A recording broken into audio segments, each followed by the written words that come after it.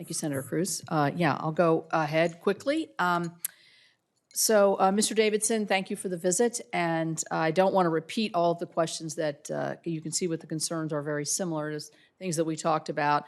So from what I've heard from your testimony, transparency on and cooperation of information in deployment of the BIF dollars is going to be one of the hallmarks, I think, of what you've already pledged so far. Also, I'll just go through the three things I've been concerned about and had questions on. Tech neutrality is another thing that I believe Senator Young asked you about. Again, I think we're on the same page there in consideration of the mountains of West Virginia.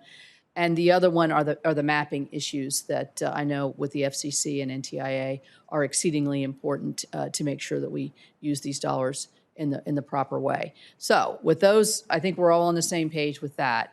The question I have is, as we know, 10, 11 years ago, we had the BTOP program, where $4 billion of grant was administered by the NTIA. I can tell you in my state, as we know, it was not well deployed. It was in some ways, not using this as a legal term because I'm not a lawyer, but it was fraudulently deployed. It was not used judiciously.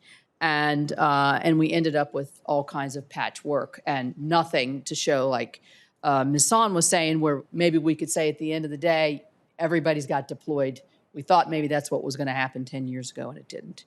So that, to me, is important in the accountability section. So how are you going to be working with the state agencies and the broadband councils? Because a lot of this money is going to flow, my understanding, from the NTIA into these state offices and then deployed that way. What kind of assurances do you have, or can you give, or would you envision to be able to have the capacities both at your level and at the state level to make sure these mistakes are not repeated? Thank you, Senator. And I would say I very much enjoyed our conversation in your office and agree with you on all of those issues that you mentioned. It is going to be incredible. It's incredibly important that we get this money out quickly, but we do it with accountability. And to me, there's three elements that I think we can really lean into to make sure that that happens and that we've learned the lessons of the past. The first is making accountability clear upfront in these state plans. As you rightly point out, the states are going to be a critical partner for us, and we need to be very clear about what we expect from them in their plans. A second is transparency. I believe that sunlight is the best disinfectant, and I can pledge to you, if confirmed, that we will make NTIA transparent about how we're using the money, and we will insist that the states are transparent about how they're using the money and what grant applications they're getting.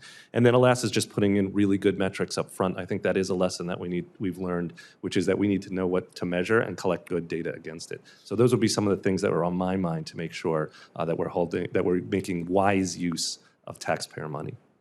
Well, I think, too, that there have been a lot of discussion and disagreement on what does unserved and underserved really mean. Right. And, kind of keying off some of the discussion we've heard here earlier, if there's no take-up, does that mean they're underserved? Or if there is inadequate service, does that mean they're underserved or unserved?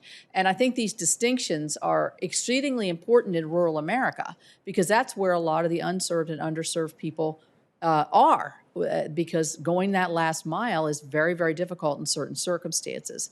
So what kind of guardrails can you make sure that we're not upping other people's services in areas who already have service, making redundant services, but making that unserved and underserved population to actually close that divide the key portion of these dollars?